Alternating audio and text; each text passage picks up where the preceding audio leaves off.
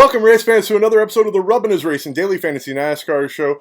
I'm your host, Sean Big Papa Williams. As always, is my co-host, Jamie Liehr. Say hello, Jamie. What's up, guys? All right, kids, we're at Louden, New Hampshire for the Foxwoods Resort Casino 301. Stages for this week's race are at lap 75, lap 185, and then they'll go the final 116 laps to the finish. Interesting fact here at New Hampshire Motor Speedway is out of the last 7 races, the winners come from outside the top 10, 5 of those 7 races. So be interesting to see what happens today, buddy. Yeah, I'm banking it's coming out of the top 10 just because of the random draw. Maybe to 12th. All right, kids. It looks like there should be a solid window of about 6 hours for us to get the rain in between thunderstorms in Loudon this weekend. So we should be able to go racing at 3 p.m. Eastern on NBC Sports Network. Look, guys, we really want to apologize that all these shows sound the same. And with the no practice and with random qualifying draws, the questions that you have to ask of the week keep repeating. Correct, Liehr? Yeah, and same for, unfortunately, we didn't have a show last Thursday at our home track at Kansas. And we were hesitant to do it today because we had such good results on last Thursday. Right? It's tough to do a show when you don't do a show and then have success. All right. Yeah. No, the decisions are the same that they've been all of COVID, guys. And the decision 1 is to Rowdy or not to Rowdy. He starts 5th. He's 9,300. This is one of the tracks that JGR dominates. Rowdy leads, Liehr, a third of the laps at this race, usually every race? Yeah, it's out of the last 4 races, he's at least led laps, but 3 of the 4, he's led a third of the race. So, yeah, definitely a potential dominator. But this is also COVID Rowdy, too. So, so good luck with that decision. Decision 2, as it has been for the last 6 weeks, is to Christopher Bell or not to Christopher Bell. At 10,100, it's really pricey, but he's starting 35th. Liehr, Bell, not to Bell. I mean, dude, I love the play,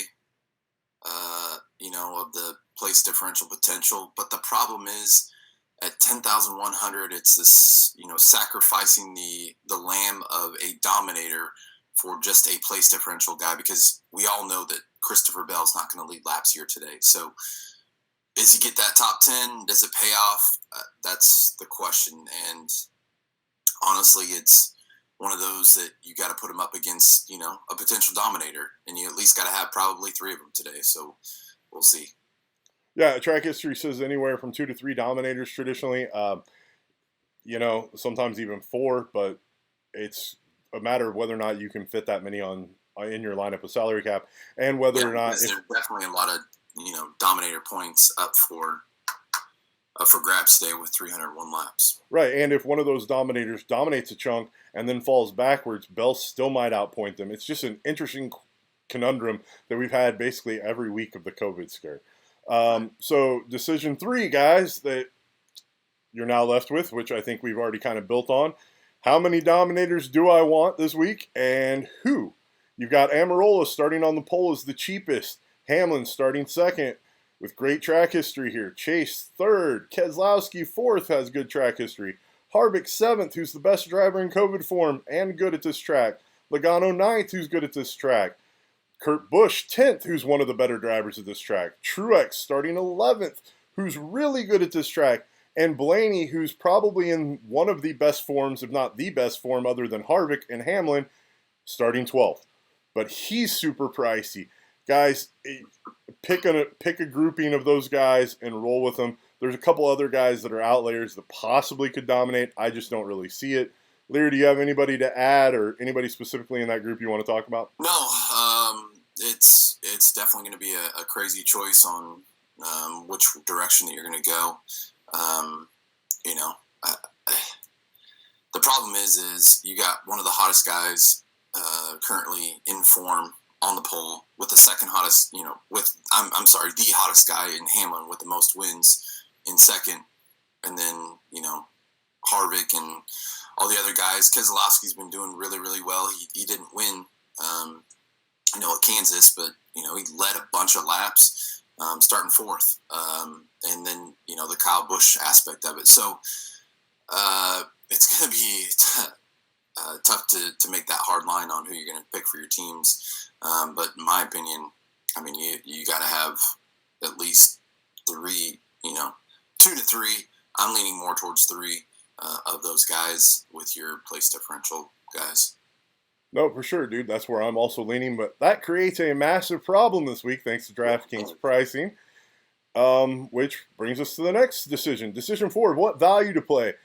Value sucks this week, and that's the nicest way to put it.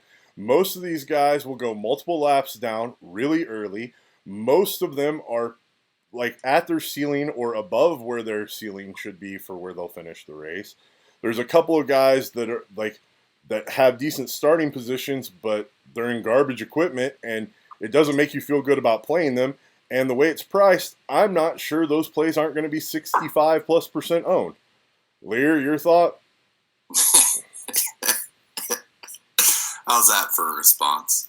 I mean, it is just like you put it. It is utter garbage this week. You don't really have a huge amount of choice. I mean, you can go with you got Sticky Ricky starting 31st. Who's garbage here, but yes, he's yeah. You got and he's been garbage as of late overall too, with his mullet haircut. But anyways, and then you've got. Can we focus, since we don't have other things to talk about, can we focus on how tragic his mullet is? Like, there are people that rock the glorious mullet, right? Mike Piazza comes to mind instantly. That mullet was fabulous, right? But Sticky Ricky's is horrific. Sorry, I just had to get that off my chest. It is pretty bad. But it does take talent to do that. So maybe that talent will transition to the racetrack this weekend. We'll see. But as history would tell us, he's not named Sticky Ricky for reason at all. So well, I think this current history shows that he's named Wrecky Ricky for a reason. And then you've got Hunter Nemechek, 36, Suarez, 37th. And then you got your guys in the 20th spot. Ty Dillon, a normal criminal. There for place differential. So it's definitely a situation where you've got some options there.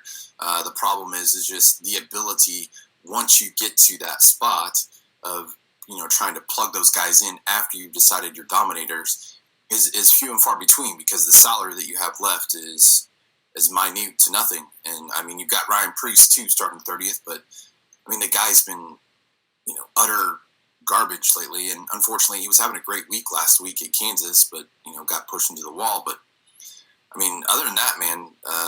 You also have that LaJoy play at 33rd. Yeah.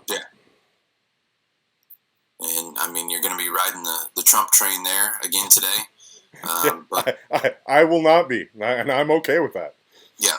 But, I mean, I think the biggest question when it comes to place differential this week is the mid-tier guys, the guys that are costing more money. But it's, like we've said, with the salary the way it is, it's hard to get to these guys. But, I mean, it's hard not to think of Eric Jones starting 17th, DiBenedetto starting 19th, Jimmy Johnson starting 20th, Byron 16th, Kenseth 21st. Yeah, the Kenseth play, as good as he is here, unreal. Yeah. So, I mean, there are options out there, but it's the whole getting your salary to the point where you can actually play them is the biggest question at hand. All right, kids, I think that pretty much wraps up this week's show. Good luck is the best thing we can say. Remember to like, share, subscribe. Remember to join the league and set your lineups in the league. The contest is tightening up. It's a lot of fun. Thanks to Andy again for all the work he does getting those stats and keeping it updated. Liehr, say your goodbyes and get us out of here. Well, good luck today, guys. I'm going to be going for that ticket today for the Fantasy NASCAR Championship. So 333 out of 29 people. So hopefully I get it done today. I've been wanting to get it done for quite a while, but good luck today. It should be fun. I'm excited. I'm looking forward to it. I'm just hoping that, I pick the right route of guys and how the race form is going to go. But definitely give us that thumbs up, subscribe, and, hit us up if you have any questions. But other than that, You guys have a fantastic weekend. Enjoy your Sunday fun day, and let's go racing, boys and girls. And in honor of the late, great Wilford Brimley, check your blood sugar and check it often. There's no reason not to. You will be missed, sir. I love those commercials. Have a good one. Eddie is a great actor. You guys have a great one. Let's win some money. If it's not me winning money, and if it's not Liehr, we really hope it's one of you. But we really hope it's us. Have a good one, guys. Later. See you guys.